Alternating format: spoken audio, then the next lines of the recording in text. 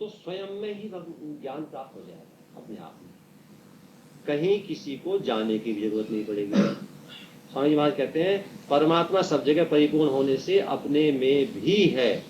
जहां साधक मैं हूं रूप से अपने आप को मानता है, जहां साधक मैं हूं रूप से अपने आप को मानता है, वहीं परमात्मा विराजमान है। परंतु परमात्मा से विमुख होकर संसार से अपना संबंध मान लेने के कारण अपने आप में स्थित परमात्मा का अनुभव नहीं होता। कर्मयोग का ठीक ठीक अनुष्ठान करने से जब संसार से सर्वथा संबंध विच्छेद हो जाता है, अर्थात संसार से तादाद में ममता और कामना मिट जाती है, तब उसे अपने आप में ही तत्व का सुखपूर्वक अनुभव हो जाता है। एक ये विशेषता बात हुई, इसमें स्वयं हो जाएगा। अच्छा,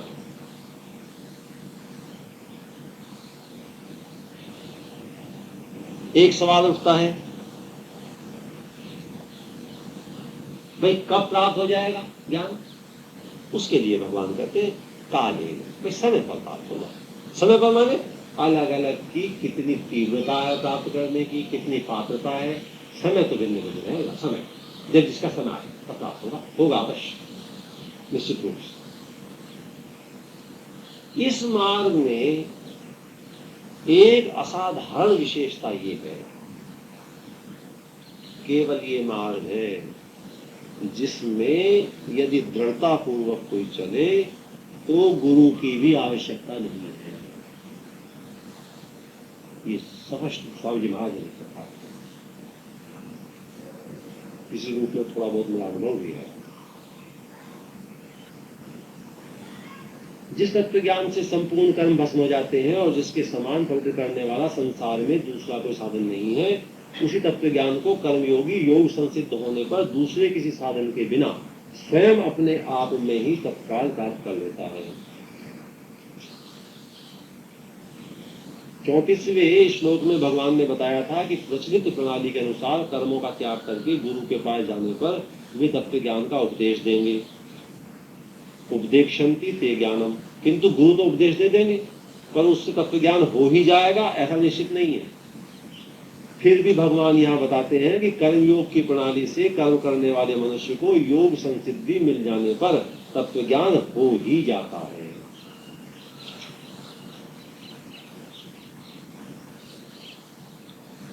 स्वयं पद देने का तात्पर्य यह है कि तत्व ज्ञान प्राप्त करने के लिए कर्मयोगी को किसी गुरु की, ग्रंथ की या दूसरे किसी साधन की अपेक्षा नहीं है।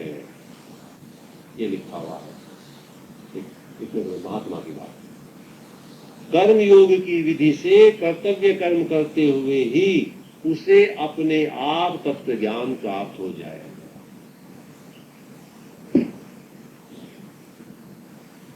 ये विशेषता इस कर्म मार्ग की है जिसकी अवहेलना हो गई। और अवहेलना के इस प्रकार के कुछ कारण हैं, ऐतिहासिक भी कुछ कारण हैं, जिनमें मानवों का अज्ञान बहुत। अब देख, एक मैं जैसे मेरे चित्त में बात आ रही बताता हूं। यह जो इस समय प्रतीत होने वाली, प्रचलित होने वाली संन्यास की पद्धति दिख रही है, ये संन्यास की पद्धति थी तो पहले भी, पर अब आधुनिक काल में मुख्य रूप से आदि शंकराचार्य और उनके बाद में दशनामी, गिरी, पुरी, पर्वत, सागर, 10 उन्होंने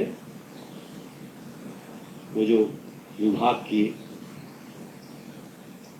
और उसमें सब कुछ छोड़ देना, वन आदि में चले जाना, ज्ञान की खोज में, कर्म कम से कम और ज्ञान प्राप्त करेंगे। और पता है क्या दुर्भाग्य हुआ, इन सारे के सारे अनुयायियों का, मौलिक बात भूल गए। तुम्हारे गुरु भागे थे काम छोड़ करके कि काम किया था शंकराचार्य ने? अरे मूर्खों, आदि शंकराचार्य जितना कर्म करने की शक्ति किसी में होती है क्या? साधारण रूप से लगा करके नीचे केरल से और कश्मीर तक और पैदल चलते हुए कर्म ही कर्म कर रहे हैं, कर्म ही कर्म कर रहे हैं, जो उनके हिस्से में उस समय उनकी स्थिति के अनुसार आना था। ये अनेक आश्चर्यों में से एक बड़ा आश्चर्य है कि इतनी कम आयु में एक व्यक्ति ने इतने बड़े देश में नीचे से लेकर ऊपर तक कैसे सारा तत्व ज्ञान का प्रचार किया, उसके साथ साथ पैदल चलते चलते और उसके साथ साथ इतने ग्रंथ कैसे लिख दिए, कल्पना तो करिए। ऐसे असाधारण और इतनी संख्या में ग्रंथ लिखना, इतनी टीकाएं लिखनी उपनिषदों के ऊपर और भगवत गीता के ऊपर और ब्रह्म सूत्र के ऊपर, क्या बात थी। इसके मायने दिन में यात्रा करते होंगे, रात को बैठ करके लेखन चल रहा होगा, क्या क्या हो रहा होगा। उन्होंने तो कर्म की पराकाष्ठा की। अनुयायी पीला कपड़ा, भगवा कपड़ा में मोटी लगा करके आश्रम में लगे थे। हम तो सन्यासी हो गए और बड़े मजे की बात है, सन्यासी हो गए, ज्ञान प्राप्त करेंगे और सन्यास के बारे में जो मूर्धन्य ग्रंथ, सारे ज्ञान का मूर्धन्य ग्रंथ सन्यास के बारे में जो भगवत गीता 6 अध्याय के पहले श्लोक में कहती है, उसका अर्थ नहीं समझने तैयार। अनाश्रित कर्म फलम कार्यम कर्म करोति है स सन्यासी च योगी च न निरग्नि न चाकरी। अब यहाँ ये कह रहे हैं भगवान कह रहे हैं, जो पुरुष कर्म के फल को न चाहता हुआ करने योग्य कर्म करता है वह सन्यासी और योगी है। भगवान कह रहे हैं, जो पुरुष फल को न चाह करके करने योग्य कर्म करता है उसी को सन्यासी कहते हैं, उसी को योगी कहते हैं। और उस समय भी कुरीतियां तो थी, वो कुरीतियां आज भी सब जगह है। कुरीति हुई, सन्यासी उसको मानते थे जो अपना भोजन खुद न पकाए, क्योंकि ये प्रथा तब भी थी, अब भी। अब तो सन्यासी कहते हैं, बहुत सन्यासी बोल रहे हैं, वो कहते हैं साहब हम नहीं आटा दाल लाए तो सन्यासी क्यों बनते।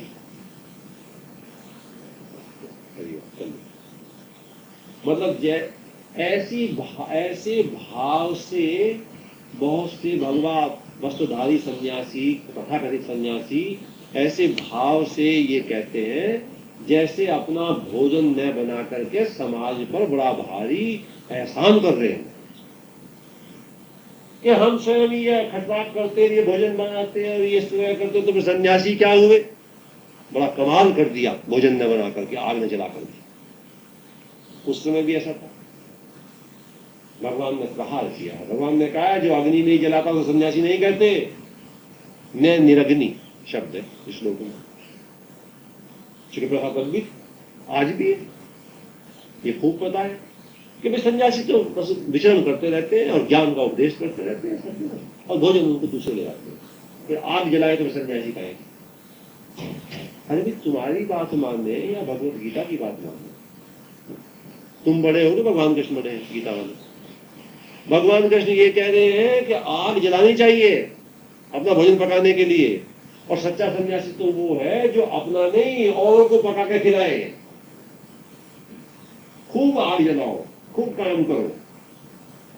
और योगी के बारे में वही कल्पना जो आज भी है। क्या कहने साहब सुबह बैठते हैं, शाम तक अंदर कमरे में, हमने देखा ऐसे बैठते हैं महायोगी, क्योंकि क्या हमारी ट्रेनिंग ले ली बैठने। कई आदमी बैठ जाएंगे साहब, वो तो भगवान कहते हैं न निरग्नि न चाक्रिय, जो आग नहीं जलाता उसे सन्यासी नहीं कहते। जो अक्रिय जो क्रिया नहीं करता, जो कर्म नहीं करता, उसे योगी नहीं कहते। सब बहुत बड़े योगी हैं। सुबह बैठ जाते हैं तख्ते पर, शाम तक बैठे रहते हैं, काम वाम क्या करना। मतलब ये जो काम कर रहे हैं ये भ्रष्ट है सब, ये दुर्भाग्य हुआ इस देश सारा का सारा।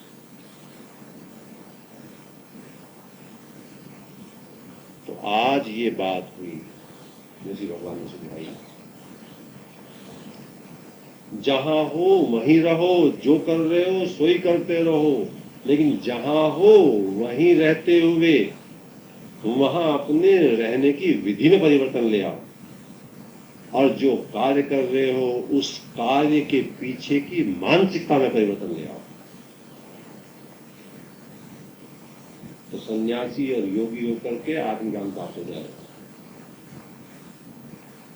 रहने की विधि में परिवर्तन और कार्य करने की मानसिकता में परिवर्तन, और उसके विषय में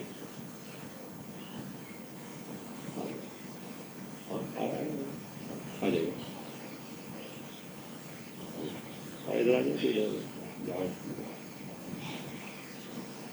तो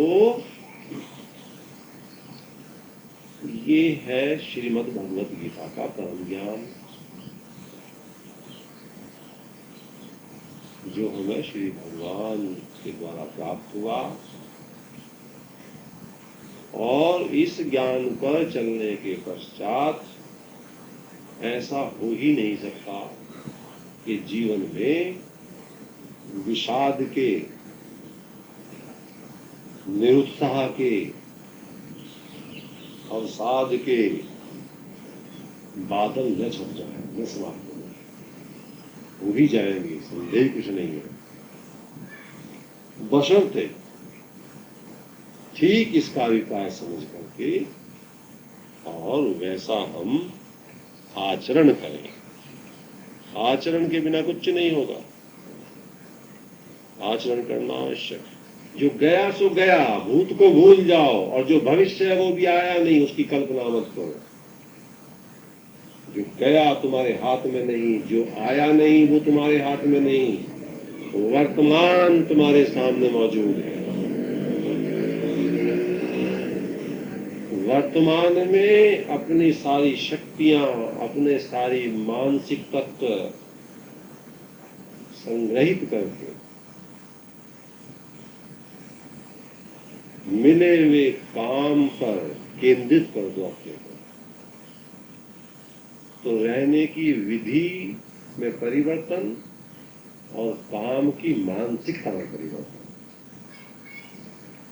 जितना हो जाएगा, उतना ही अपने ही अंतर जगत में बसी हुई शांति का अनुभव हो जाएगा। पता है क्यों? अंदर की अशांति का कारण है रहने सहने की गलत विधि, खाना गलत, सोना उठना बैठना गलत, चलना फिरना, वो सब, ये बात तो इतनी विस्तार से नहीं बताई जा सकती। रहने की विधि है एक मनुष्य की जिस प्रकार की जानना चाहिए, एक ये कारण। दूसरा ये है कि जो सामने का काम है उसमें मन केंद्रित न होकर के भविष्य की कल्पनाओं में जा रहा है।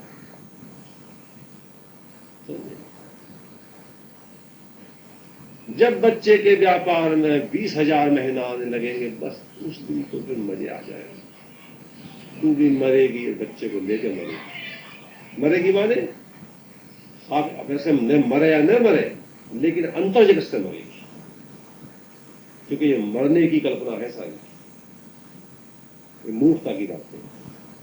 बच्चे के व्यापार के 20,000 से तेरी शांति का कोई संबंध नहीं।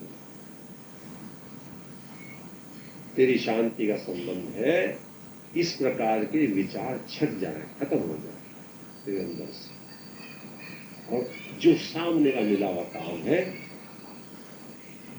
वो काम ही भगवान की पूजा है, ये बात तुझमें पैदा हो जाए तो तुरंत शांति का अनुभव आरंभ हो जाएगा। भगवान की प्राप्ति शांति का ही दूसरा नाम है, प्रेम का ही दूसरा नाम है।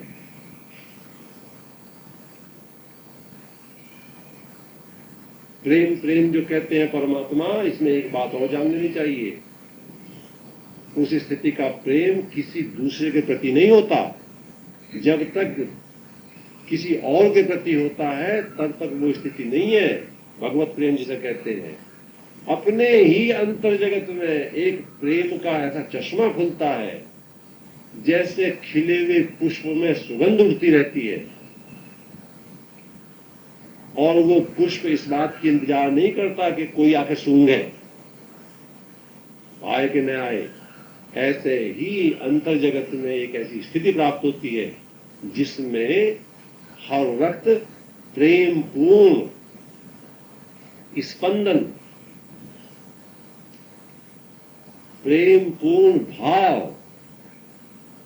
उभर उभर करके स्वयं को ही तरंगित करते रहते हैं, और वही जो उसके संपर्क में आएगा और जिसमें उसकी ग्राह्यता होगी, रिसेप्टिविटी होगी, उसको भी वो छू जाएगा।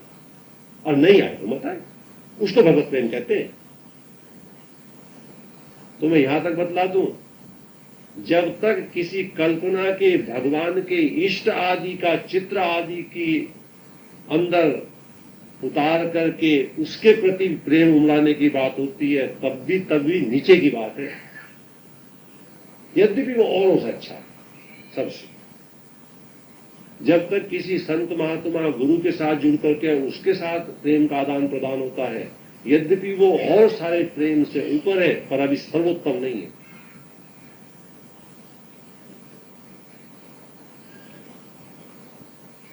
तत्व और प्रेम एक ही बात को कहते हैं। तत्व बोध और प्रेम एक ही बात। जिसको तत्व बोध हो गया उसमें प्रेम ही हो रहता है।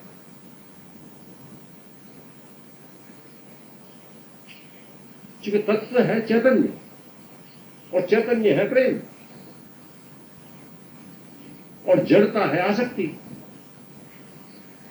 तो आसक्तियां गिर जाती हैं, जड़ता गिर जाती है, प्रेम मात्र ही प्रकट रहता है।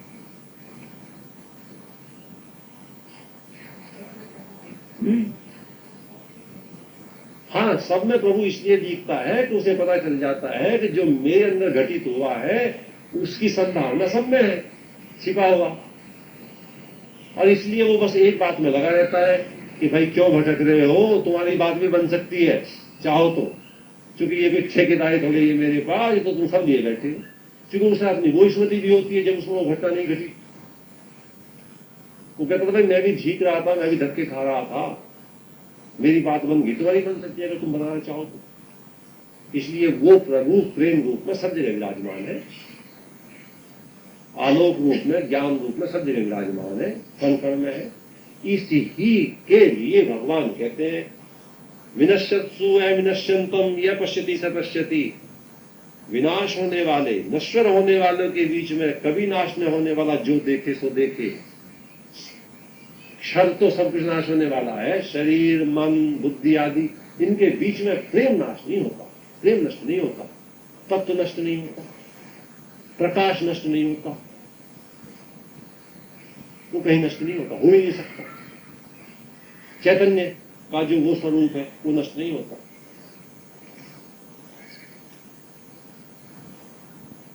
तो विनश्यत्सु अविनश्यंतम, वो स्थिति अंदर आ जाती है।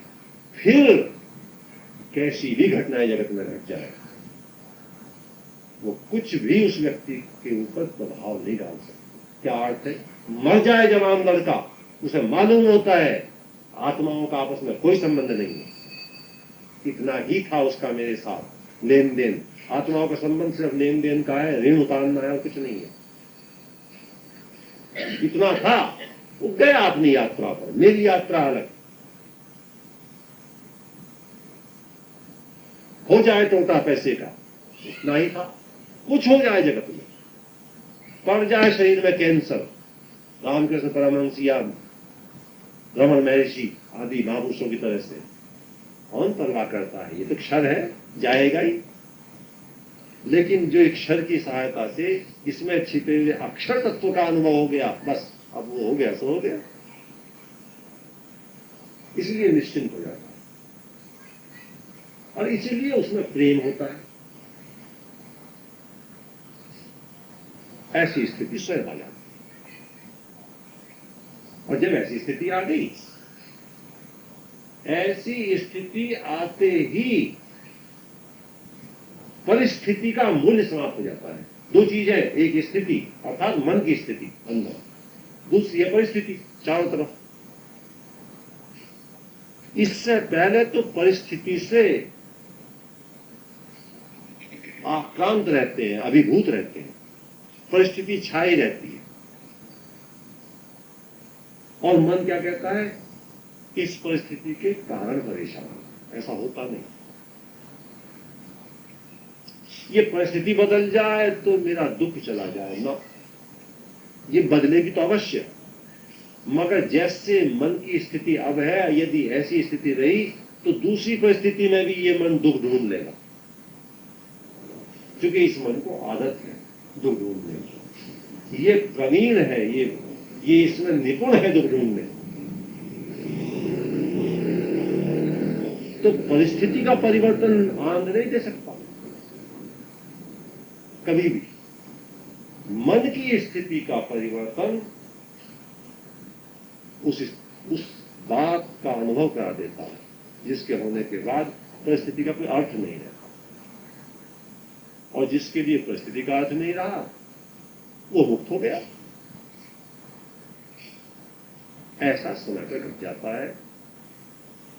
वैसा घटने के लिए सारे मार्ग, सारी महात्माओं की सब बातों में सार है, उपयोगिता है।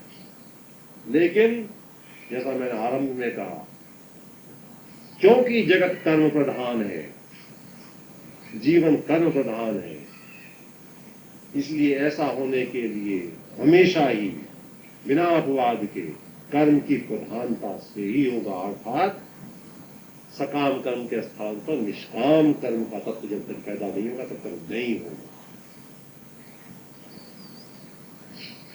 इसलिए मिले हुए काम को निपुणता, दक्षता से जो भी काम सामने मिला हो उसमें डूब जाओ, उसमें रहो, उसको करो, मगन होकर के करो। दुकान पर जाते हो तो फिर दुकान पर उतने समय ऐसी समय काटने के लिए उस दुकान को अच्छी तरह संवारो, उसका सामान व्यवस्थित करो, विधि पूर्वक वहां सामान बेचो आदि। दफ्तर में जाते तो वैसा, रसोई में तो वैसा, ऐसे करते करते करते करते कलमशता दूर हो। उसके लिए श्री भगवान ने ये बताया है कि भाई स्वयं ही मिल जाएगा ज्ञान। सबसे बड़ी बात तो ये बात कह दी, इससे बड़ी क्या बात होगी कि गुरु की जरूरत नहीं पड़ती। जिस गुरु के बात से आज बड़ा भारी संकट पैदा हुआ, चूंकि ये बात सामने आती है कि साहब अब गुरु वो नहीं है, ठगे गए तो तुम क्यों ठगे जाते हो? ये एक रास्ता ऐसा है जिसमें गुरु भी नहीं, इस मार्ग में भगवान ने स्वयं बता रखा है। जुगे जैसा अभी मैं कई बार कह चुका, आप सब जानते हैं। अरे वास्तविक गुरु अपनी आत्मा ही है, जो परमात्मा है, आत्मा परमात्मा। और जब किसी देहधारी को हम गुरु रूप में स्वीकार करते हैं, सदा उस देहधारी में आत्म तत्व के प्रकाश की अभिवृद्धि के कारण ही न स्वीकार करते हैं कि उसमें आत्म तत्व के का प्रकाश की अभिवृद्धि हुई है, प्रकाशन हुआ है, प्रकट प्राकट्य अधिक है, ताकि हमारे आत्म तत्व का प्राकट्य में सहायता मिल सके। इसलिए तो है। तो गुरु कौन? गुरु आत्म तत्व है, भगवान गुरु। कोई स्थान नहीं है भ्रम रखने।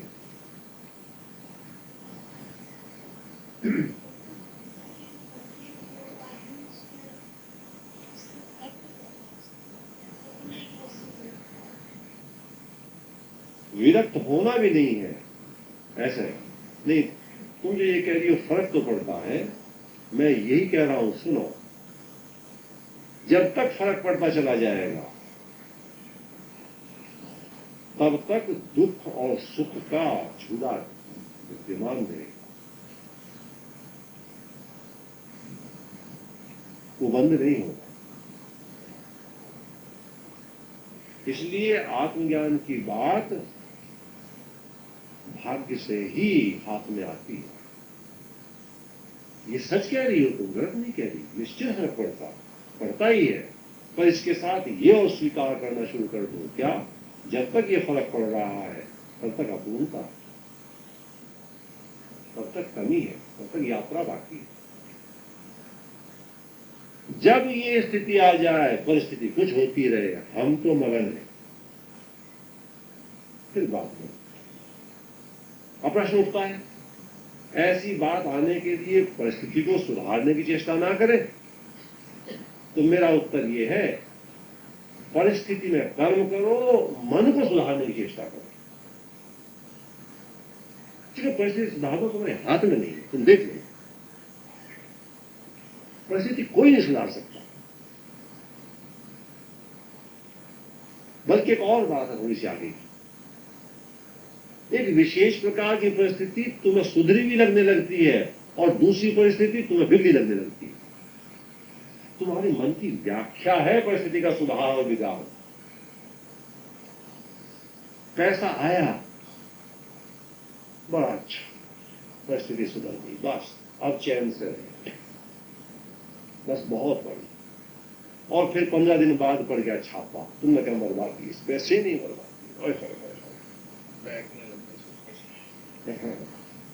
मतलब ये है, कहीं से पैसा, तुम्हारे भाग्य की बात, कहीं से पैसा आ गया, आ जाता है पैसा, पैसा आ गया, 5 लाख रुपए 10 लाख रुपए आ पड़े, तुमने कह लो अब संकट जमीन। अब जो है वो बच्चों की पढ़ाई भी और लड़की की शादी, और फिलहाल तो हो ही गया काम थोड़ा, 10 लाख रुपए आ गए बात। छठे दिन वो सेंट्रल इंटेलिजेंस वाले सुबह के 3:30 बजे आ गए, तुम्हें जगा, तो आज क्या बात है, तो तलाशी नहीं है, ये लाभ और तुम्हारे 10 लाख हो गए, तुम्हें कहना अब इज्जत भी गई, सारी समाज दुर्गति लौट गई। इस परिस्थिति में जो सुधरी थी इसने बताया, रोज हो जाता है, कहीं भी किसी घटना पर हो जाता है परिस्थिति। अच्छा, अब एक और बात है, परिस्थिति तो तुम्हारे हाथ में है नहीं, वही बात बता दूं, पैसा आने की परिस्थिति थी, वो तो आया, आते के साथ ही एक ने तो जश्न मनाना शुरू कर दिया, वो पकड़ा गया, और एक ने क्या, हे प्रभु 10 लाख का क्या करूं, हे नारायण कृपा करो, इनका उपयोग करने की लिए सामर्थ्य दो। और ऐसा व्यक्ति तुरंत सब प्रबंध करेगा, क्योंकि उसके हृदय में पाप कम होता है, भोग की तृष्णा कम होती है। वो कहेगा आ तो गया पर नारायण संकट से उभारो, क्यों, उसे ये निकलना संकट में पैदा, ये स्थिति जब हो जाती है। संतान नहीं हुई, चलो अब संकट कट गए, गोद ले लिया, मैं गोद ले लिया, अब हो गया, मकान भी, ये भी, अब वृद्धावस्था तो आएगी, मेरे यार उस वक्त को तो चाहिए संभालने वाला, बीमारी में दवा तो कम से कम ला ही देगा, जैसा भी अच्छी कैंसर। 3 साल बाद उसने शुरू किया छाती बना चाबी, अभी इसी वक्त अंदर वाली की तिजोरी की, जिसकी मुझे आज तक भी नहीं थी, उसकी चाहिए मुझे, तो देख नहीं सकती जो 3 साल में, आज अंदर वाली चाहिए, चुप रहना। तो मुझे याद आ गई ये घटना, ये वहाँ की बम्बई की, मेरी परिचित से आपको पता नहीं है कि नहीं, 1 वर्षों पहले ऐसा हुआ, पिस्तौल में अच्छा, चाबी ली उसने, 2 दोस्त ले रखे थे, और तो सारा पता था, एडॉप्ट ही कर लिया, बहुत ह्यूज कैश लाए थे किसी उसमें इन्वेस्ट करने के लिए, तब रखा तो बिल्कुल स्कीम से, और उसी वक्त में 20 मिनट में लेकर के और जीप में बैठ कर में साफ खत्म, फिर वो आया। परिस्थिति ऐसी की वैसी, मन ऐसी भगवान को स्मरण करके कहता हूँ, भगवान ही करते हैं, आदमी कुछ नहीं करता। मैं जो बात बताई थी, 5 लाख पाउंड खर्च करना चाहते थे रोजन शशा, 2.5 करोड़।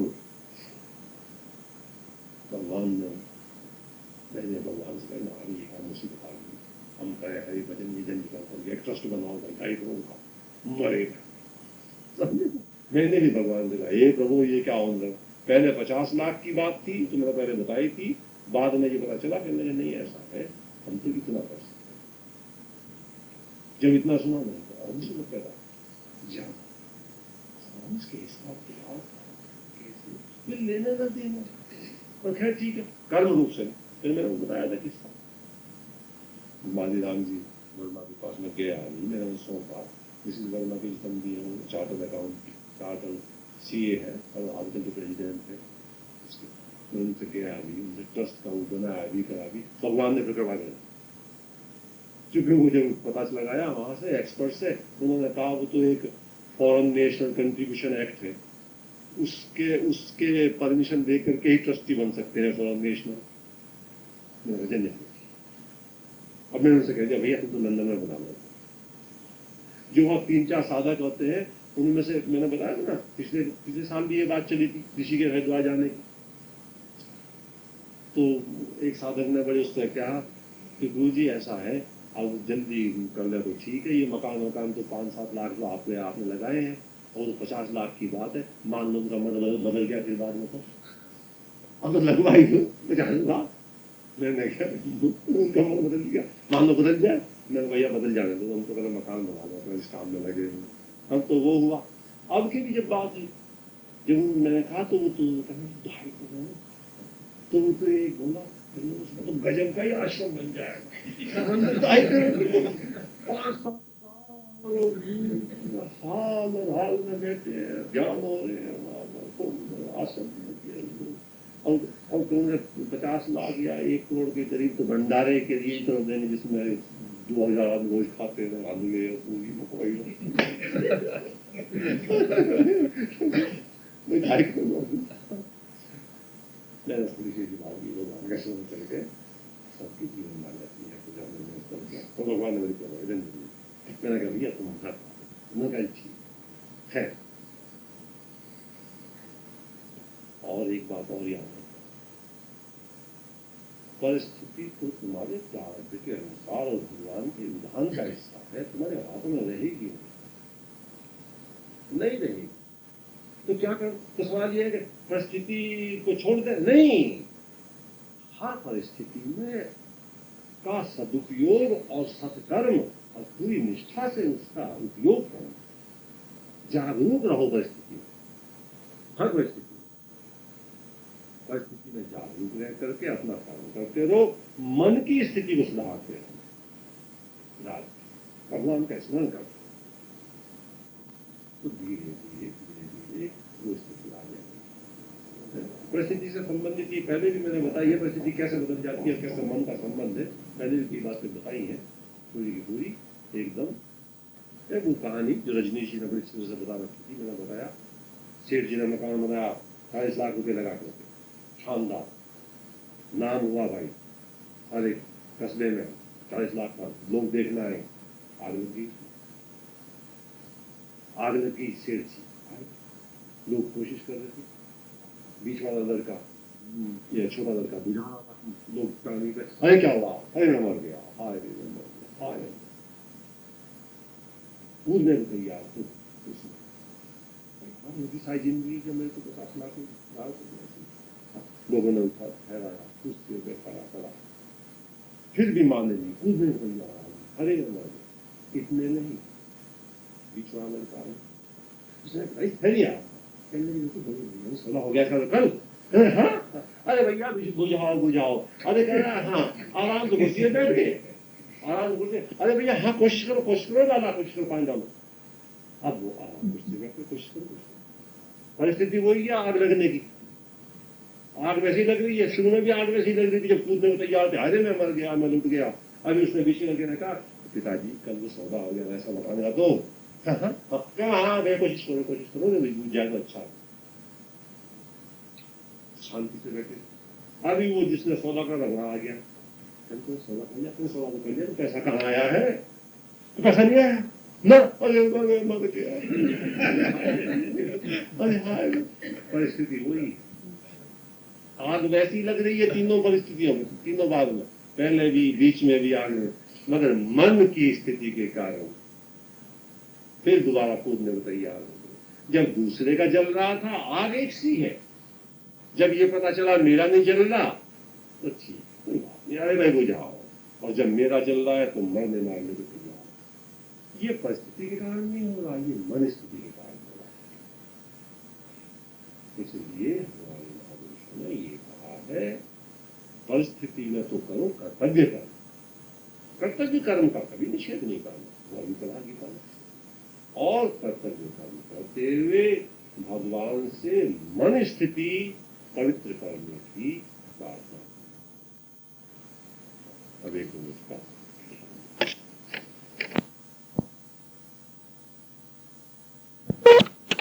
और जैसा सब महापुरुष कहते हैं, हमारे महापुरुष को साफ कहते हैं कि भगवान है, इसमें संदेह की बात नहीं। हमारे महापुरुष तो वो हैं जिन्होंने भगवान को पाया। कोई उधारी बात हमारे महापुरुष, हमारे ऋषि संत नहीं कहते, कोई मन गढ़ंत बात। उन्होंने तो पाया। विवेकानंद ने जब पूछा श्री रामकृष्ण परमहंस देव से कि महाराज आपने भगवान पाया, तो परमहंस देव बोले हाँ बिल्कुल पाया। महाराज आप देखते हैं कि बिल्कुल देखता हूं, जितना तुझे देखता हूं उससे ज्यादा देखता हूं, और तू तैयार हो तो तुझे मैं प्राप्त करा दूं।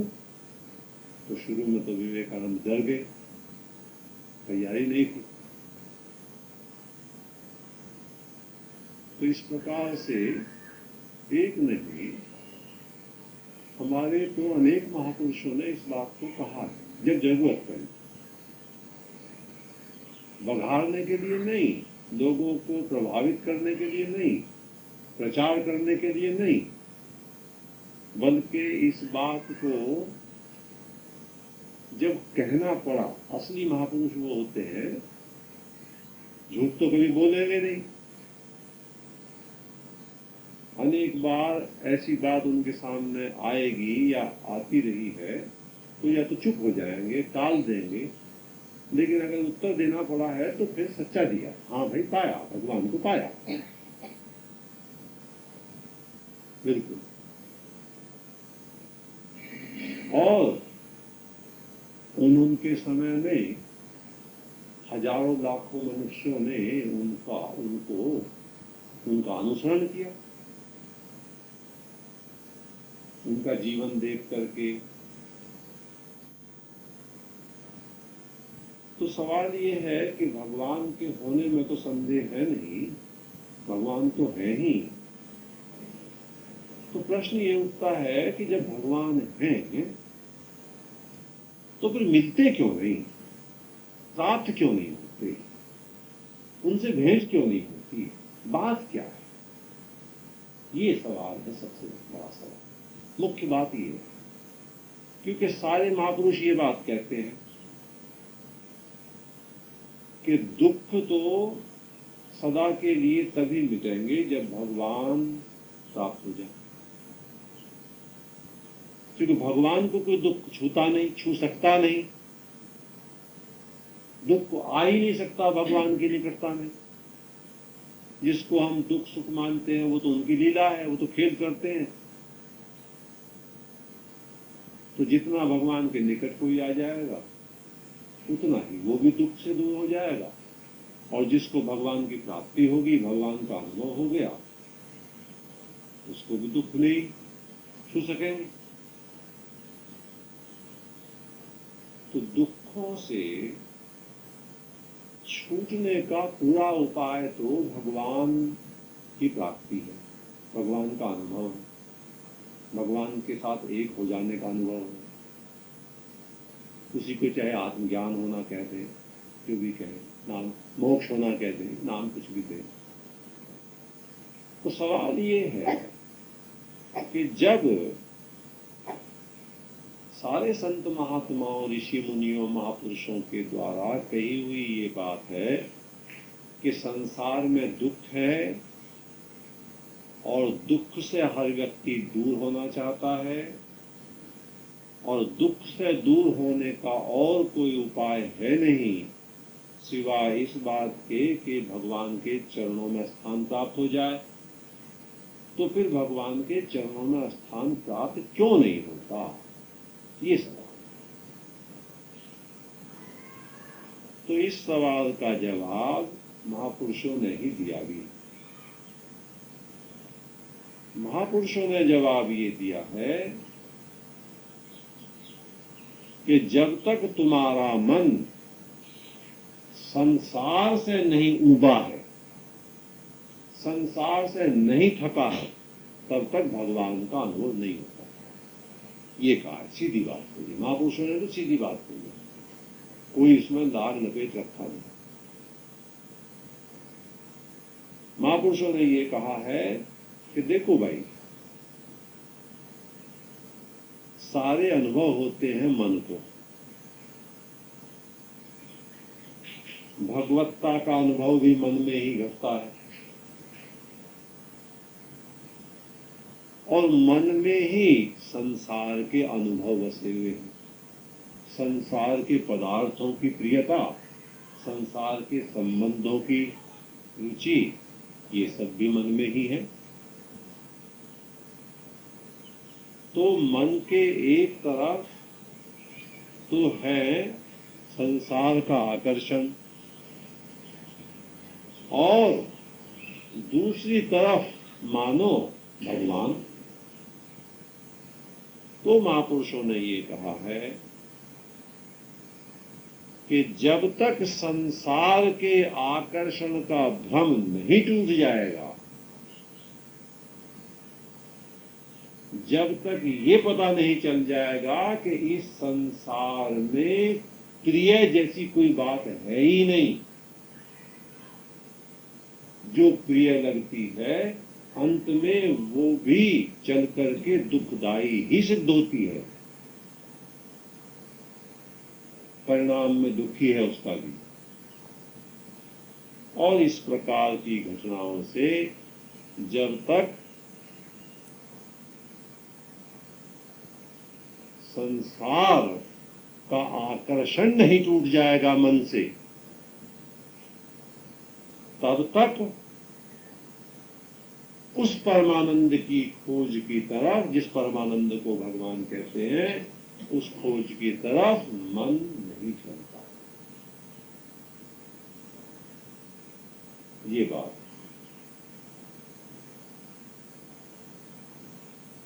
और संसार के आकर्षण से जो मन भरता है, या मन में जो आकर्षण टूटता है,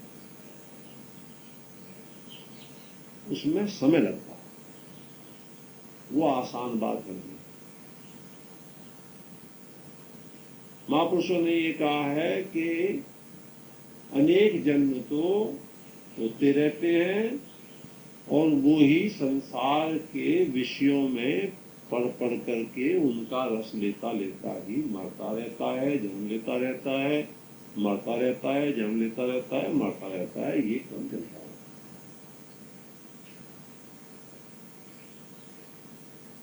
बहुत जन्मों के बाद ऐसा उसके अंदर परिष्कार पैदा होता है, चिंतन का और संवेदनशीलता हृदय की, विशेष रूप से दो बार। बुद्धि की तो कुशाग्रता,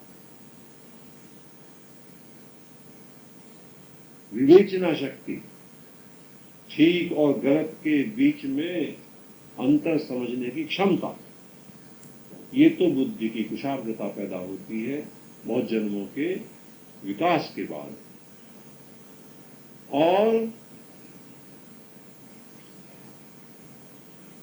दूसरों की पीड़ा क्या होती है, ऐसा अनुभव करने का हृदय पैदा होता है, संवेदना, अर्थात प्रेम का तत्व। तो बुद्धि की कुशाग्रता और हृदय में प्रेम का तत्व जब बढ़ जाता है, तब जाकर के बुद्धि की कुशाग्रता तो ये बताती है कि इन नश्वर होने वाले पदार्थों में कुछ भी नहीं रखा, भोग कर देख लिया, नर नारी का संयोग भोग कर देखा, अच्छे अच्छे भोजन देखे, अच्छे मकान देखे, खूब पद प्रतिष्ठा देखी, रखा कुछ नहीं। सब बदलता रहता है, कभी भी बदल जाता है, कोई ठिकाना नहीं। और हृदय इतना संवेदनशील हो जाता है, भावनाएं इतनी विकसित हो जाती है हृदय में कि पीड़ा क्या है, दुख क्या है, और दुख से स्वयं कैसे दुखित और दूसरे कैसे दुखित, इसका अनुभव करने की गहराई पैदा हो जाती है। तब खोजता है कि इस संसार के बंधन से कैसे छूटे, और ये वैराग्य का आरंभ है। इस प्रकार से ऐसा वैराग्य पैदा करने में सभी के जीवन में, कभी किसी के जन्म में, कभी किसी जन्म में, अलग अलग जन्मों में हो सकता है, लेकिन सभी के साथ अनेक प्रकार की वैसी घटनाएं घटती हैं जो घटनाएं संसार की आस्था को तोड़ देती। पाल पोस के बड़ा करके बच्चा पढ़ाया, मृत्यु हो गई। मैं अभी कल बताया था, वो हमारे लॉ कॉलेज में हमारे हेड थे प्रधान साहब, एक ही बच्चा पढ़ा लिखा, LLM अभी किया, PhD की, अभी मुझे कल बताया दूसरे एक विद्यार्थी ने उसकी डेथ हो गई। अब वो विक्षिप्त जैसी स्थिति में बेचारे हैं, बड़े भाई। ऐसी किसी का भी हो जाए संसार में, तो मुझे बात आई। अच्छा, कई स्टूडेंट, मेरे स्टूडेंट यहाँ पढ़ाए मैंने, अभी पता चला एक अविनाश सक्सेना थे, एडवोकेट प्रैक्टिस भी करने लगे थे, ठीक चल गई थी, और मैंने उनको पढ़ाया भी, अभी आया मैं पता चला उनकी डेथ हो गई। पत्नी है, एक बच्चा है। अब वो जिन पर वो घटना जिनको घटी है, उनके धक्का लगा। ऐसे धक्के सभी के जीवन में आया करते, और वो धक्के संसार का भ्रम तोड़ देते हैं। ये तुम वास्तव में, और इसके लिए महापुरुषों ने ये बात कही है कि भगवान की अद्भुत लीला है कि जो मनुष्य के अंतर जगत का विकास उसकी इच्छाएं पूरी होकर के नहीं होता, वो धक्के लग के होता है। इच्छाएं पूरी होकर के तो इच्छाएं बढ़ती चली जाती है, और धक्के लग करके इच्छाओं की व्यर्थता प्रकट हो जाती है। इसमें भी भगवान की कृपा होती है, अंदर छिपी हुई। अच्छा, यद्यपि जब इच्छाएं नहीं पूरी होती, टूटती है, तो वो कुछ पूरी भी होती है। इसी झमेले के बीच में जागृति पैदा होती है। देखो, एक तो होती है इच्छा पूर्ति और एक होती है इच्छा निवृत्ति, दो बात होती है। इसको भी थोड़ा समझना चाहिए। सब इच्छा पूर्ति चाहते हैं, मेरी ये इच्छा पूरी हो जाए, मेरी ये इच्छा पूरी हो जाए, कोशिश करते हैं, लेकिन याद रखना सारी इच्छाएं न कभी किसी की पूरी हुई ना हो, क्योंकि इच्छाओं का अंत ही नहीं है। एक इच्छा पूरी हो जाएगी, थोड़े समय के लिए ऐसा लगेगा कि बस ये हो गई, बस उसके पीछे छिपी हुई खड़ी थी और उससे दुगनी इच्छा वो होगी, और मरने के दिन तक इच्छा पूरी नहीं। जब भगवान कृपा करते हैं तब इच्छा पूर्ति नहीं, इच्छा निवृत्ति। निवृत्ति के मायने इच्छा गिरने लगी, समाप्त होने लगी, इच्छाओं की व्यर्थता दिखने लगी, इसे कहते इच्छा निवृत्ति। और इच्छा निवृत्ति तब होती है जब अनेक बार इच्छाएं पूरी भी हुई, लेकिन जब कई बार इच्छाएं पूरी नहीं हुई तो पूरी ना होने के समय में इतनी संवेदनशीलता हृदय की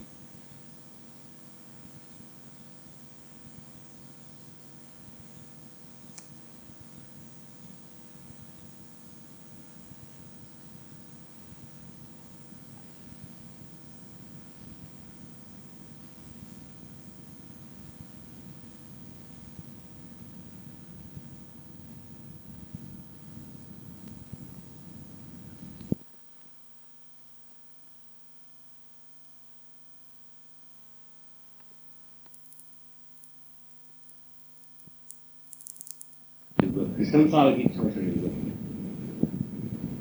लेकिन अब एक बात पैदा होती है, संसार से कितनी इच्छाओं की निर्वृत्ति हो जाती है।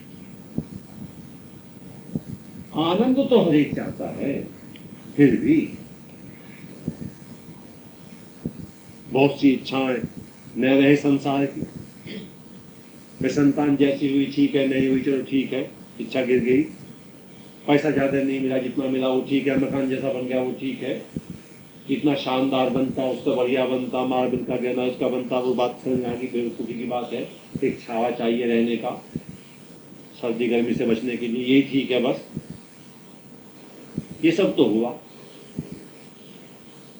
लेकिन जीवन में आनंद तो नहीं आया। और आनंद सब चाहते हैं, जीवन में मगन तो नहीं हुए। मन तो ये करता है कि जैसे मोर नाचता है अपने तरीके से हम भी नाचें। पसंद रहे, पसंद क्यों ना रहेगा, इंसान है। तो जब संसार की इच्छाओं से तो वैराग्य हो जाता है, संसार की तरफ से उन इच्छाओं की मूर्खता दिखने लगती है। और यहाँ पर एक बात और जानने की, इच्छाओं से वैराग्य, इच्छाओं की समाप्ति के अर्थ ये नहीं है कि आवश्यकताएं नहीं रहती। इच्छा और आवश्यकता दो चीज अलग अलग होती हैं। आवश्यकता तो मरने के दिन तक रहेगी, मैं इच्छाओं की बात कह रहा हूं। भाई भोजन की आवश्यकता आखिरी दिन तक रहेगी ना। कहने लगे मैं तो ये इसलिए मैंने बताया, कोई ये समझे कि नहीं अब भोजन भी क्या लेना 5-7 दिन में बात खत्म हो जाएगी, 10 दिन में, 15-20 दिन में होगा। कितना ही तुम साधु बने हुए हो, कितने तुम उपवास किए हो, कभी 43 दिन में आ जाएगा काम खत्म। ये नहीं है हमारे महापुरुषों का मार्ग बताया शरीर को भूखा मारना। आवश्यकता है, लेकिन जब तक नींबू का अचार नहीं हो तब तक तो नहीं खा सकता, ये इच्छा। अरे भाई नींबू का अचार मिल गया तो ठीक है, अब नहीं मिला तो भोजन तो ठीक ही है, इसमें समस्या क्या है।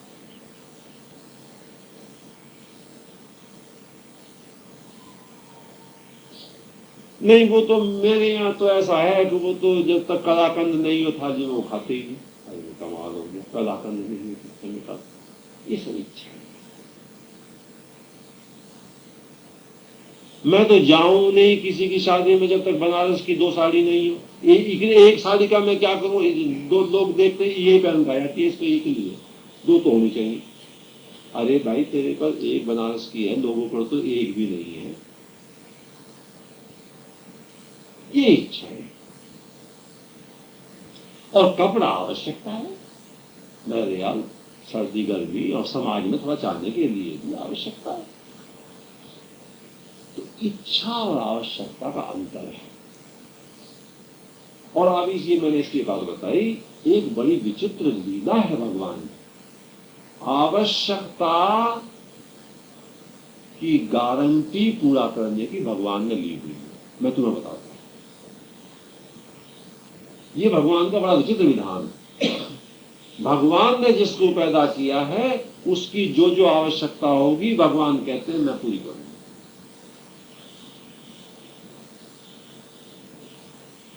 जैसे प्रत्येक वो माता पिता जिसमें माता पितापन है, जो एक उचित रूप में माता पिता का कर्तव्य करने को तैयार और योग्यता है, प्रत्येक माता पिता जो संतान पैदा होती है उसकी आवश्यकता उसके बिना कहे ही प्रबंध करते हैं, छोटे बचपन से ही।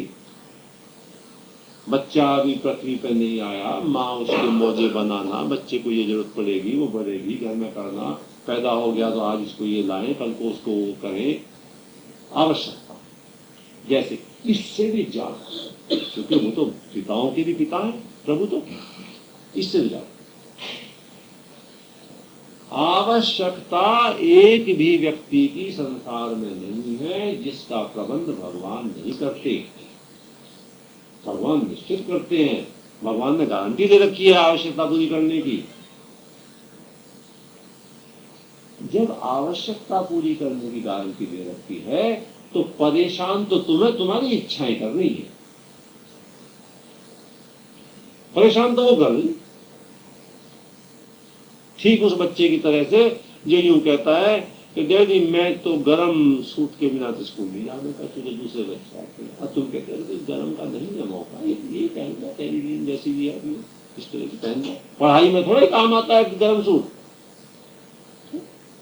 नंबर का कोई संबंध थोड़ा ये कि नंबर ज्यादा आएंगे जो गरम सूट पहनेगा, वो मेहनत कर। और वो कहता नहीं, ऐसे ही हम भी कहते हैं, जैसा मैं बताता हूँ कि भाई तुम्हारी परिस्थिति में ये ठीक है, तुम्हारा आना जाना कहीं पड़ता है, साइकिल है या स्कूटर है, तो आवश्यकता है, लेकिन अब कहने के साथ अब स्कूटर का जमाना तो चला गया, अब तो ऐसा है कार वाला आदमी ही आदमी माना जाता है आजकल, तो जिसके पास कार नहीं हो तो आदमियों में गिनती नहीं। तो भाई ऐसा है, गिनती हो या नहीं हो, ऐसा व्यक्ति रोएगा अवश्य, क्योंकि वो इच्छाओं के जाल में है। हाँ मतलब इधर और हाँ मतलब थोड़ा अब आप इधर आ जाओ, माता जी वहां बैठ जाएंगे उसके सहारे दीवार के, माता जी हाँ ले ले आप आगे आ जाओ, माता जी वहां दीवार के सहारे, बस ठीक, यहाँ कहीं बैठो, यहाँ हाँ बैठो बैठो बैठो। तो देखो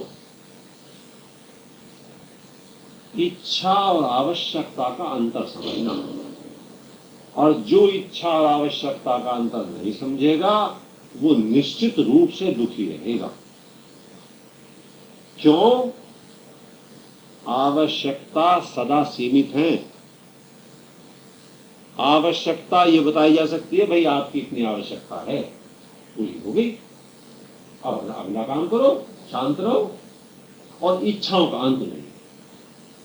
उदाहरण के रूप से भाई भोजन आवश्यकता है तो भोजन अपने आयु के हिसाब से, ऋतु के हिसाब से, स्थान के हिसाब से, भाई ये आपको इतनी रोटी है, ये सब्जी हो गई, और ये इस तरह का हो गया परिस्थिति में, दाल जो भी है, और ऐसी स्थिति में ये भोजन है आपका, आवश्यकता आपकी होगी।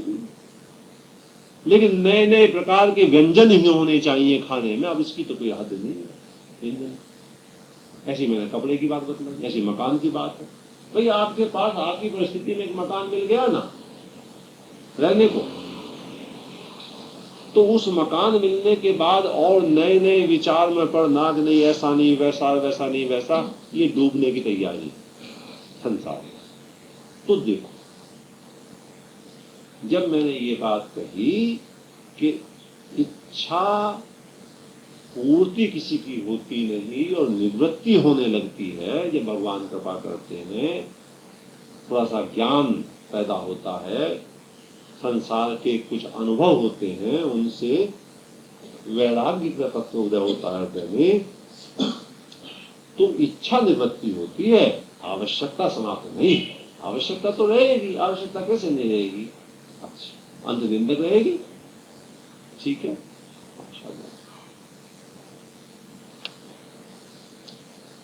इस प्रकार से जब ये स्थिति आ जाती है मनुष्य की जन्मों के बाद कि इच्छा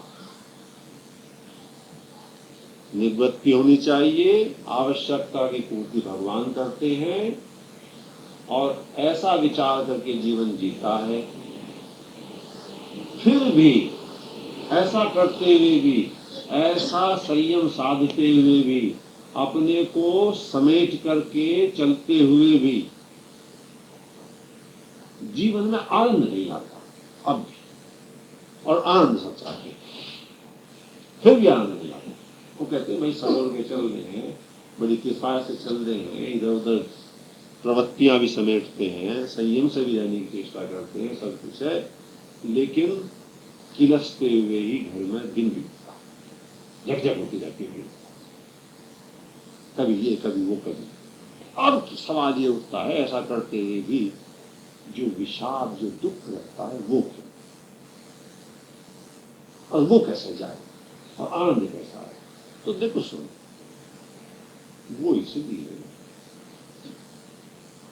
कि तुमने एक तरह से जब ये अपने को इच्छाओं को छोड़ना और आवश्यकताओं की पूर्ति का संयम साधना और अपने को सपोड़ के चलना और ये सब चेष्टा शुरू कर दी, महत्वाकांक्षाओं पे लगाम लगा दी और इच्छाएं छोड़ दी, तो ये एक तरह से धरती में से तुमने कांटे तो चुन लिए,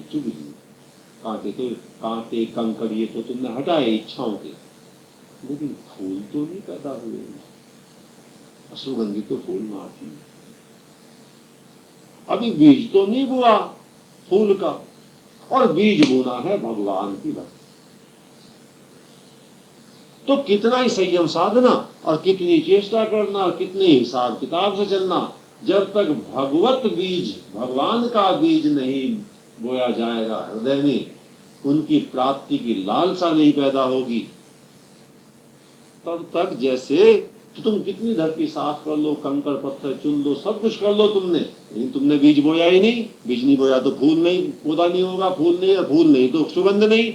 ठीक है, ऐसे ही तुम कितनी ही तो अपनी कमियां दूर कर लेना, कितने ही अपने को देख करके बुराइयां छोड़ लेना, सब कुछ कर लेना, संयम नियम साध लेना, लेकिन अभी जब तक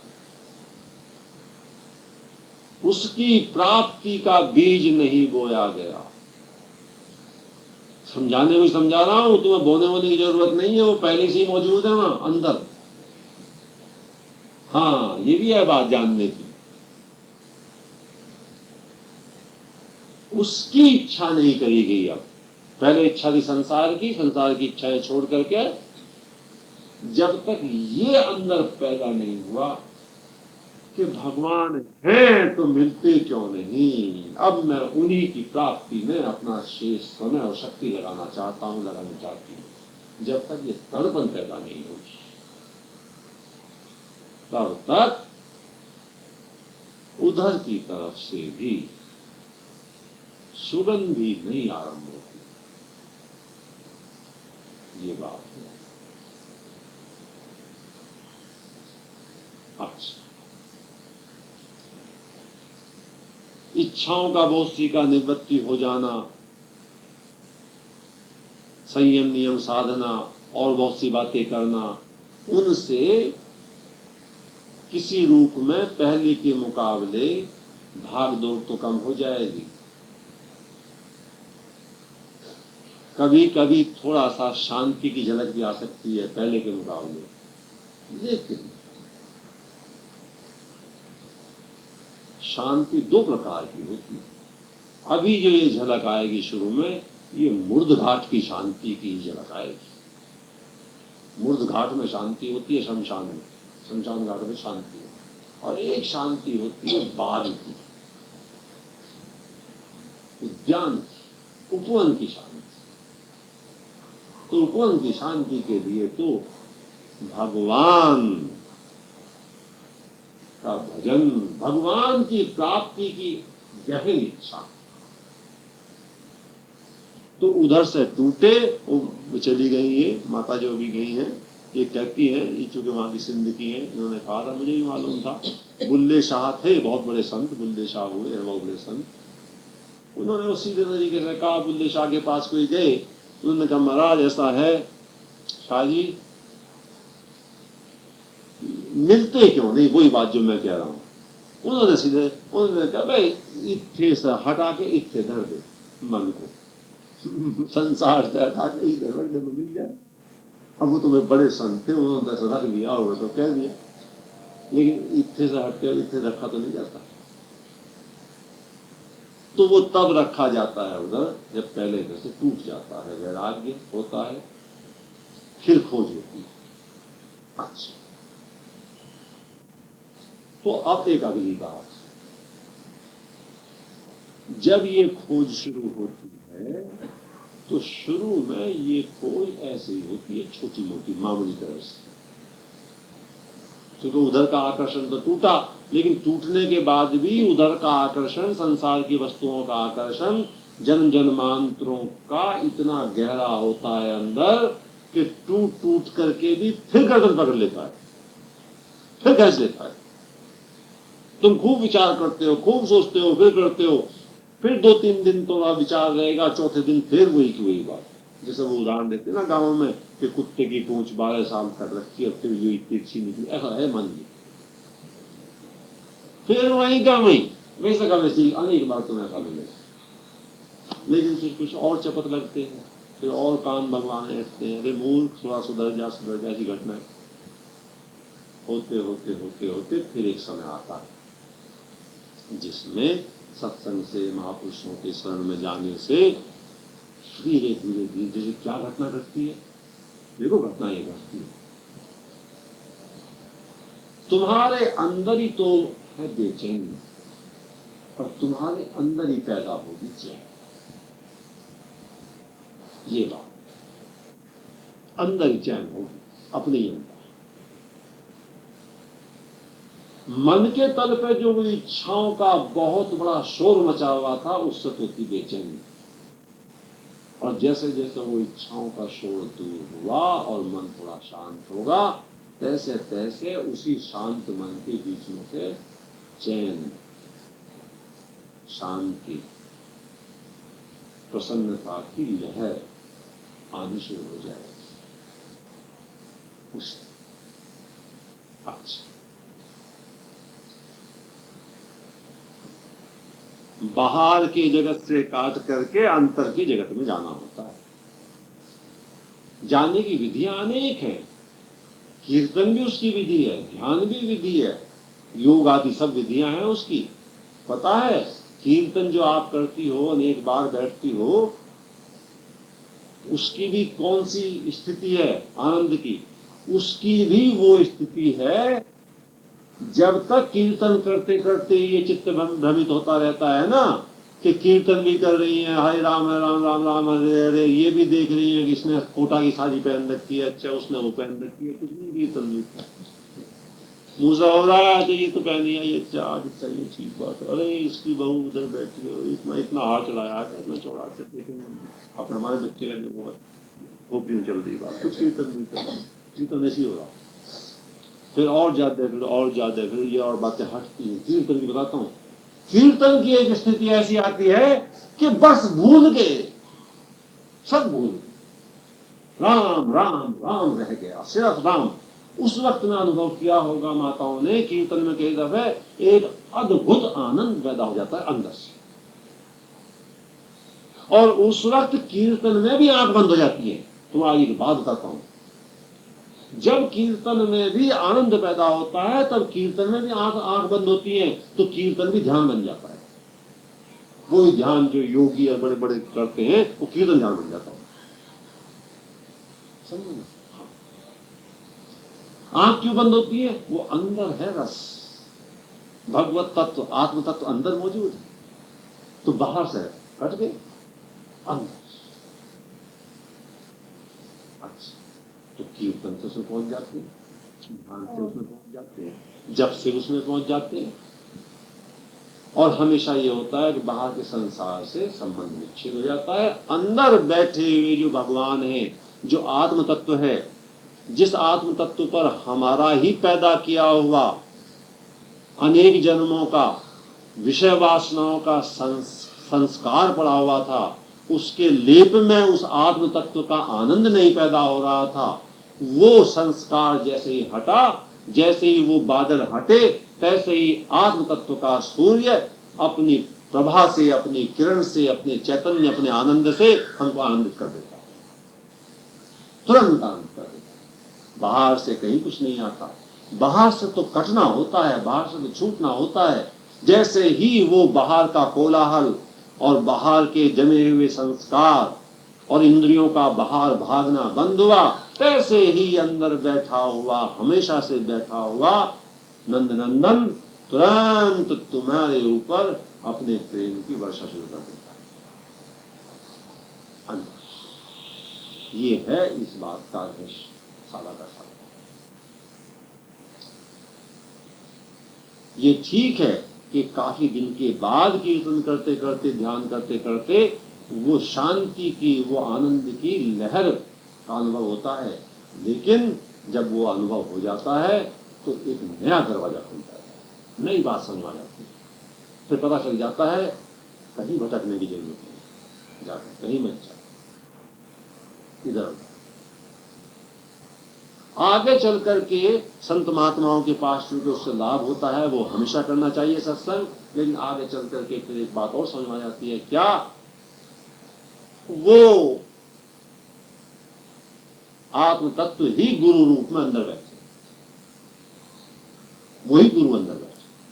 और जैसा मैंने कल बताया था, बाहर के हर गुरु का एक ही काम है कि अंदर के बैठे हुए गुरु को जागृत कर दे, बस यही काम है।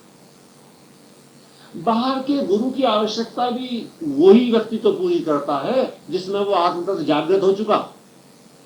किसी ढांचे की पूजा थोड़ा ही करते हैं, ढांचे के बीच में जो वो अनुभव उसे घटा है, उस अनुभव से हमें स्नान कराता है वो व्यक्ति। ये बिल्कुल ठीक है कि दीपक जो होता है, दीपक में ही ज्योति होती है, लेकिन महत्व तो ज्योति का है। अगर ज्योति नहीं है तो वो तो व्यर्थ है, फिर तो वो मिट्टी का ठीक रहा है। ठीक ऐसे ही कैसा ही किसी का बाहर का रूप हो, कैसे ही वस्त्र हो, कितनी ही विद्वत्ता हो, कितने ही शास्त्र पढ़े हुए हो, अगर आत्म तत्व का, निश्चलता का, सरलता का, प्रेम का अभी दीपक नहीं पैदा हुआ और दूसरों को पास में बैठ के महसूस नहीं होता, तो वो अभी ठीक रहा है, कुछ नहीं। ये पहचान। और इसका ऐसा भी होगा, कई बार ऐसे महापुरुष होते हैं जिनमें जरूरत नहीं पड़ती बोलने, चुप बैठ, पास में जाते आनंद रहता है। जैसे जलता हुआ दीपक में से प्रकाश फैलता है, ठीक ऐसे ही जिसका आत्म तत्व जागृत हो जाता है अंदर, वो बोले तो भी प्रकाश फैलता है, न बोले तो भी प्रकाश फैलता है। आनंद की लहर फैलती है, प्रेम की और शांति की लहर फैलती है। अच्छा, इस प्रकार से धीरे धीरे धीरे धीरे करते करते फिर आगे एक ऐसी स्थिति आ जाती है कि जब जब ऐसी समस्याएं पैदा होंगी जो तुम्हारे मन को विचलित कर देंगी, तुम्हें दुखी कर देंगी, तो तुम्हें इतना अनुभव हो चुका है उन लहरों का कि तुम तुरंत अपने को समेट करके फिर उस अनुभव में चले जाते हो। अब तुम्हारे हाथ में कुंजी आ गई दुख की परिस्थिति के बीच में भी आनंदित होने की। ये आता है काफी देर में, लेकिन जब ये आ गई, अब तुम अपने मालिक बनने शुरू हो। यह जो स्वामी शब्द उपयोग करते हैं संत महात्माओं के लिए, वास्तविक अर्थों में कितने स्वामी हैं ये तो परमात्मा जाने, लेकिन जो स्वामी है उसका अर्थ यही है, स्वयं का मालिक, स्वयं का मालिक। जैसा मैंने पहले ही बताया कि वो फकीर थे, उनकी कथा आती है, सिद्ध फकीर थे, सच्चे अर्थों के स्वामी थे। शिष्यों ने प्रार्थना की, किसी स्थान पर किसी के यहाँ कोई उत्सव या कोई बात थी, कृपा करके उन्होंने कहा भाई मैं आ जाऊंगा। वो वहां चले बैठे, जो भी आयोजन होना था आयोजन हुआ, चर्चा हो रही थी, भगवत चर्चा हो रही थी। भगवत चर्चा होते के समय उसी समय एकदम हालन आ गया, भूकंप आ गया। भगवान की लीला। बड़ी भारी बिल्डिंग थी, 5-6 मंजिल की, तीसरी या चौथी मंजिल पर वो हो रहा था सत्संग।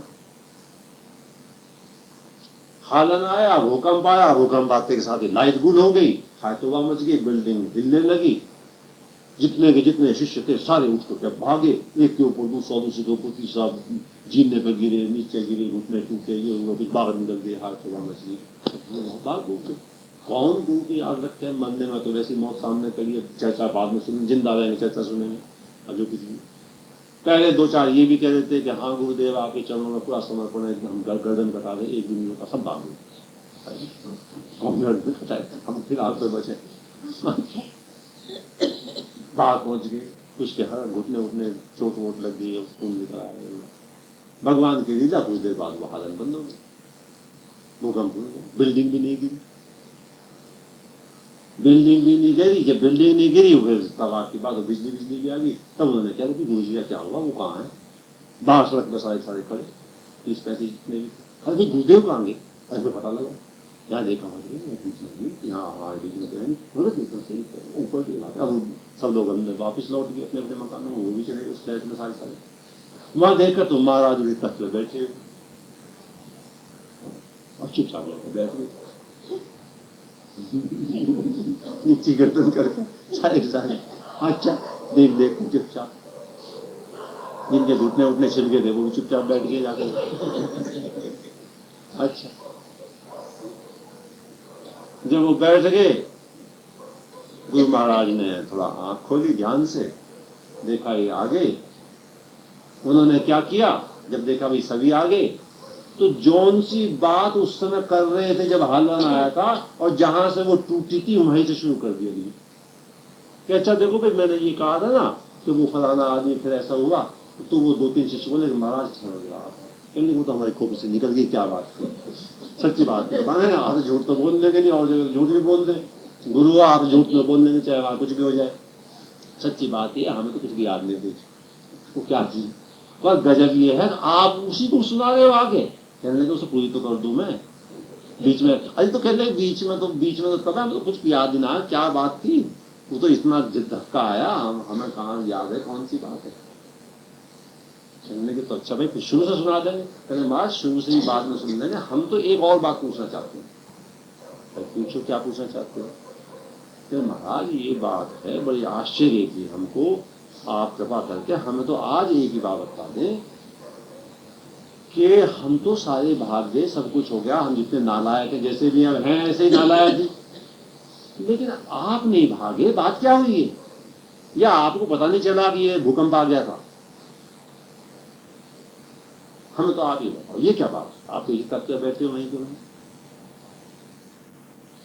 तब उन्होंने कहा, कहने लगे बेटा ऐसी बात है, ये ऐसी बात तो नहीं है कि मुझे भूकंप का पता नहीं चला, मुझे तो चल गया भूकंप का, तुरंत पता चल गया ये भूकंप आया। और ऐसा भी नहीं है कि मैं नहीं भागा, भागा तो मैं, पर मेरे और तुम्हारे भागने की दिशाएं भिन्न है। तुम भागे भाग और मैं अंदर भाग गया तुरंत फौरन, जैसे ही मैंने देखा कुछ घटना घटने वाली, मैं ये मुझे तो आधी मिनट भी नहीं लगी, तुरंत हरिओम तत्सत अपने केंद्र में चला गया, चित्त को आग तत्व में डुबो दिया, बात खत्म हो गई। और कहने देखो सुनो, बिल्डिंग भी नहीं गिरी, पर 5-7 के तुम्हारे घुटने उठने चल गए, समझे, कहीं के पजामे फट गए, ऊपर नीचे जाए कितने गिरे, क्या है तो वहां मची। अरे भाई तुमने ये भी नहीं सोचा कि बाहर निकल के तुम्हारी सुरक्षा हो जाएगी क्या, और बाहर निकल करके दूसरी बिल्डिंग उसी रुक गिरी तो। और मैं जो तुम्हें पिछले 15 साल से ये समझा रहा हूं कि संकट के समय हरिओम करके अंदर जाओ, तुमने एक दिन नहीं किया तो सारी यहां से भाग कर गया। और मैं वहां चला गया था, गुरु महाराज बोले मैं वहां चला गया था कि एक हालन नहीं आए हजारों हालन, आए यमराज, देखता हूं क्या करता है। तो आत्मा को कोई नहीं मार सकता, मैं तो आत्मनिष्ठ हो गया। उन्होंने कहा था मैं तो सदा ही आत्मनिष्ठ हूं, था तो उस समय भी आत्मनिष्ठ जब तुमसे बात कर रहा था, अंतर इतना हुआ बस केवल कि तुम भी मेरे बीच से हट गए उस समय।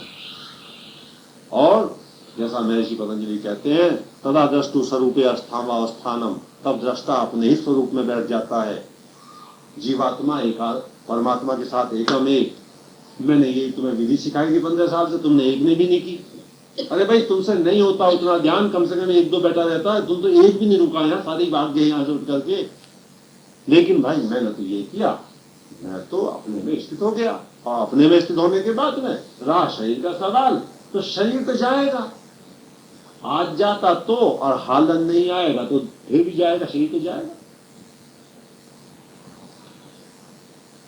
ये बात मैंने इसलिए मेरे याद आई बड़े महात्मा की, कि महापुरुष ऐसा कहते हैं कि फिर धीरे धीरे धीरे धीरे आगे चल करके अपने ही अंतर जगत में जो आनंद का केंद्र प्राप्त हो जाता है, उसका अनुभव प्राप्त हो जाता है, भगवान के साथ निकटता, और फिर उसमें भगवान के साथ समीपता ही नहीं, एकत्व की जो अनुभव की घटना घट जाती है, वो ही इस जीवन का उद्देश्य।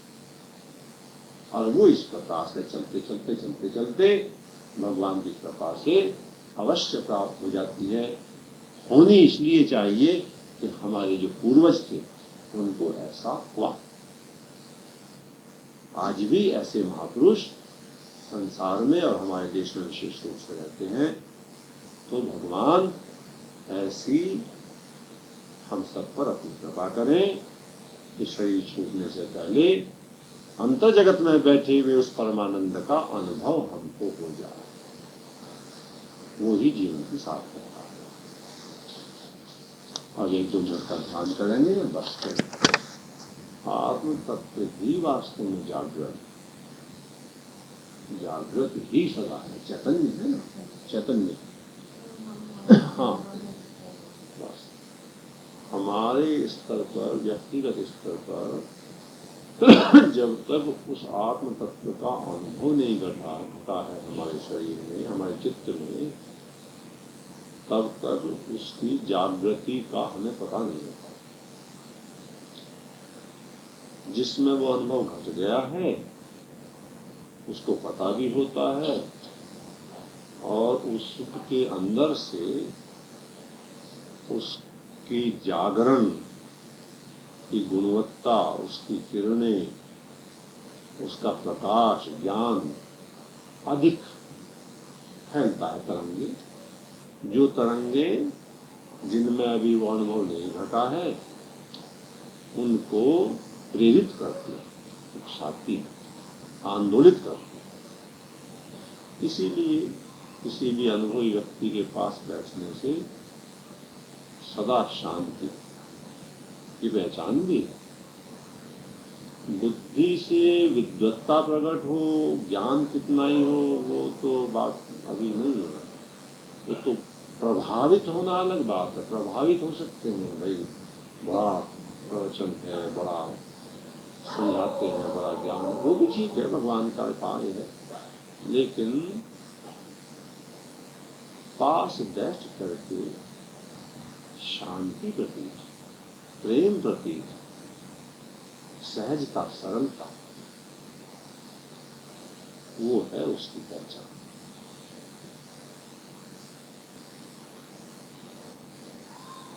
तो भगवान करते हैं, भगवान की लीला है।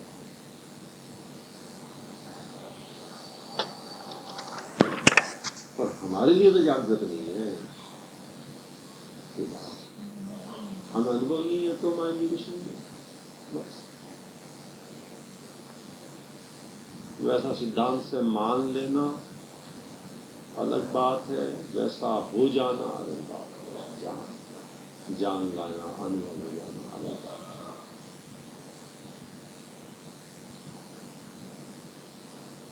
वैसा होने के लिए ही सारे प्रयास हैं।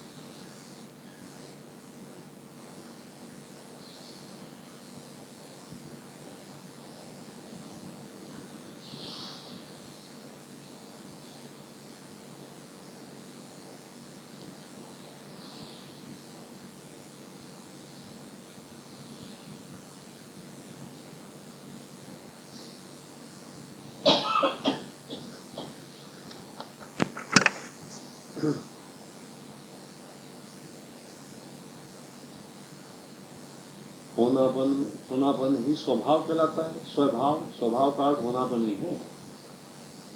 स्वभाव, भाव माने होना, स्व का होना। स्वभाव माने हमारा होनापन।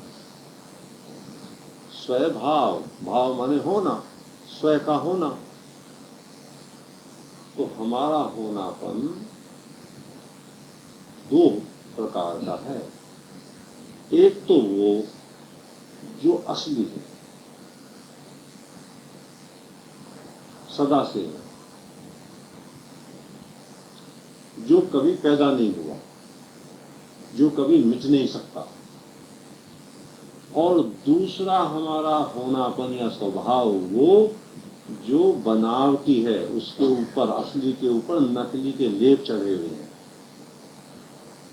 तो ये नकली के लेप दूर होने शुरू होते हैं धीरे धीरे जब भगवान की तरफ चलते हैं, जब अपने असली होनेपन की तरफ चलते हैं। मैं विद्वान हूं, मैं सुंदर हूं, मैं धनवान हूं, मैं ऊंची जाति का हूं, क्षत्रिय हूं, योद्धा हूं, फला, ये सब बनावटी होनापन, अहंकार का होना,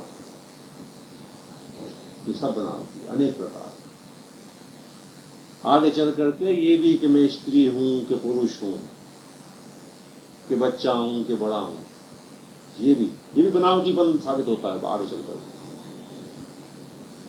ये धीरे धीरे चित्त में से इस प्रकार की जो सारे की सारी जड़ता का होनापन है हमारा, घटनाओं से, भगवान की कृपा से, संत महात्माओं के सत्संग से, विचार से, ये धीरे धीरे धीरे धीरे छटता है, हटता है, विलीन होता है। जितना ये विलीन होता चला जाता है उतना ही वो असली वाला अनुभव में आना शुरू हो जाता है हमारे। हाँ, असली नकली में फर्क ये है कि जितना नकली होनापन है उतनी ही चंचलता होगी चित्त में, और उतना ही पीड़ा और दुख होगी, दिखावट होगी। अच्छा, इच्छाएं, कामनाएं होंगी। और जितना ये नकली होनापन दूर हो जाएगा उतना ही जीवन में ठहराव, चंचलता कम, धैर्य, सहनशीलता, शांति, असली होनेपन में हमारा जब अनुभव शुरू होता है ये चीजें बढ़ती चली जाती है धीरे धीरे धीरे।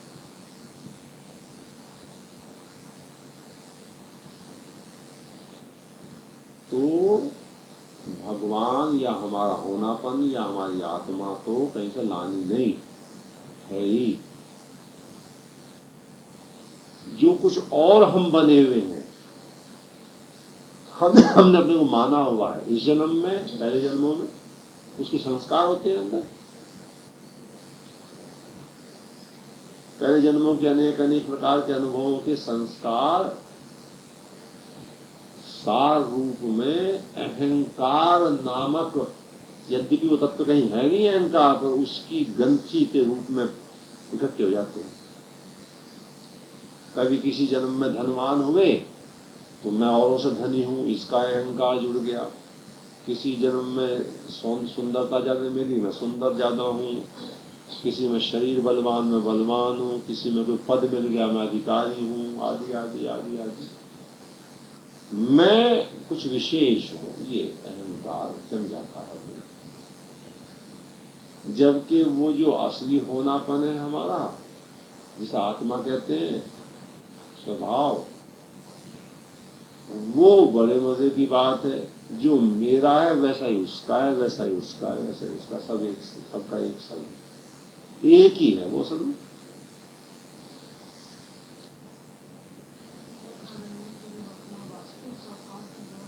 हाँ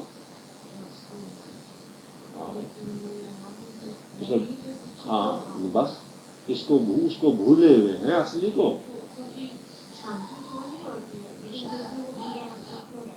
वो इसलिए कि पशु जगत में भी थोड़ा बहुत मन अगर होता है तो उसकी भी बाहर की वृत्ति ही रही, दौड़ने की वस्तुओं के पीछे। फिर मनुष्य जन्म कई हुए, उनमें भी रही। ये असली स्वभाव को पाने वाला जन्म तो बहुत यात्रा के बाद होता है, तो पुरानी आदत पड़ी रहती है मन को। हाँ, तो जब वो अनुभव हो जाता है ना उस असली होनेपन का, फिर बिल्कुल उल्टी बात हो जाती है। फिर इस बनावटी की तरफ मन नहीं दौड़ता, बल्कि कई बार ऐसी घटनाएं घटती हैं कि बनावटी में जिनकी रुचि है वो ऐसे संत महात्माओं के संपर्क में आते हैं, तो संत महात्माओं में तो बनावटीपन पैदा हो ही नहीं सकता सच्चों में। उनका बनावटीपन उनके संपर्क में आने से कम हो जाता है, गिर जाता है, टूट जाता है। साबुन मैली नहीं होती, कपड़ा ही मैल जाएगा। साबुन कपड़े पे घिस रहे हो तो साबुन मैली थोड़ा ही होती है, जो साबुन असली है। थोड़ा बहुत अगर दिखाई भी दे, एक भाई कपड़ा बहुत काला था, साबुन पर भी कालापन आ गया, तो साबुन पर कालापन कोई रुक थोड़ा ही पाएगा, कपड़े का ही कालापन जाएगा। सच्चा संत वही होता है जिसको दुनिया की कोई बात हिला नहीं सकती,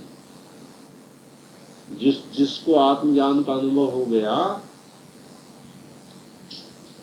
उसको फिर कोई उपाय नहीं है, वो तो बस फिर उसके संपर्क में जो आएगा उसका ही सुधार होगा, उसका बिगाड़ नहीं हो सकता। दो बातों में से एक बात होती है, आत्मज्ञान वाले व्यक्ति के संपर्क में आने के, जिसको भगवान की कृपा हो गई, या तो उसके संपर्क में आने के बाद में वो आदमी चला जाएगा, भाग जाएगा वहां से, या बदल जाएगा। जो ये कहानी बहुत सी आती है कई जगह कि ऐसा हुआ, और वो फिर तो बड़े महात्मा थे, सब बात थे, लेकिन साहब फिर उनको फलाए एक ऐसे धनपति सेठ जी मिल गए, या फलानी रूपवती नारी मिल गई, और वो सेठ जी या नारी फिर उनको नरक में दे डूब गई। तो मेरा ये उत्तर है, वो महात्मा डूबने ही लायक थे, महात्मा थे ही नहीं। अभी ऐसा ही होना था उनके लिए काल में, क्योंकि पारस को यूं कहे कि साहब पारस जो है लोहे को सोना कर दे है, और एक ऐसा लोहा आया कि पट्टा पारस ही लोहा हो गया। तो भैया वो पारस नहीं थे, वो पारस नहीं, वो तो कैसा भी लोहा हो वो तो सोना हो ही जाता। हमारे संस्कृति में तो ऐसी संतों को संत मानते हैं, अपन तो इनसे कम मानते हैं। एक नारा वारा जो लगाते रहते हैं, हमें ये हो गया वो हो गया, ये संत नहीं मानते हैं। साधक और भाई ठीक है, साधना उसमें कोई बात, साधना हो रही है ठीक है, अपने अपने उसके लिए बताया ना किसी ने कि वो सब अपने, वो अलग बात है, अपनी अपनी तरह की बात है। वो कोई थे सज्जन, वो इतनी बड़ी ऊंचा सम्मान देते थे, साधक मानते थे। क्यों? इस बात से इतना नियम से चलते थे। वो किसी ने कहीं बताया कि साहब स्त्री ना दिख जाए तो छाता रखते थे साथ में, उधर से लड़कियां इतनी आ रही हैं, देखिए छाता ही कर दी, मैं कमाल कर। ऐसा ऐसा ऐसा कहीं कौन हो रहा, किसी जगह बताया, सरल। किसने मुझसे कहा कि साहब बड़े अद्भुत होते, किसने बताया साहब वो तो कमाल ही थे, बड़ा ब्रह्मचर्य और बड़ा संयम साध रहे थे, तुरंत छाता कर देते थे। मैंने कहा सुनो भाई, छाता करेगा तो तभी पहले देख ली, पहले तो दिख गई, दिख तो गई, छाता तो सब करा, बिना देखे करेगा तो लोग वैसे पागल कहने लगे, चूंकि छाता कर रखा उधर गाय खड़ी है।